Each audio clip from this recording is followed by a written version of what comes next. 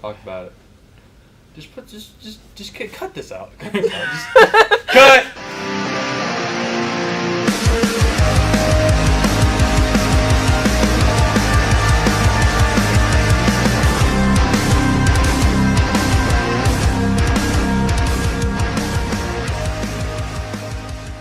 This week at Spross Garage, we're going to review a custom-built exhaust ventilation system on a 4x4 plasma cam table. And we're going to demonstrate it cutting out an 8-inch sprocket out of a 12 gauge. So first off, when you start on this project, a plasma cam comes pre-cut with 4 holes in each of the legs to allow you to screw on a piece of galvanized metal. I believe this is about 24 gauge galvalume.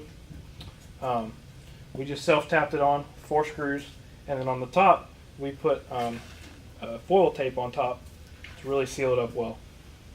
Okay, so on the back here, if you have anything that falls in the bottom of the plasma cam and you want to get to it, what I did is I screwed in a little household hinge on both sides, and then I just put a handle on here like this, and you can actually open this all the way up and get underneath whatever you need. And then to keep it closed, I have this thick piece of angle iron. I just push it up against it like that, and it seals up all right. To suck out the smoke and the fumes that come from the plasma cutter, I use 2 Northern Tool exhaust fans that are about $85 a piece, and then I use ductwork from an air conditioning supply store. I then teed it into a bigger main duct and then ran that all the way out the shop and put a screen on it.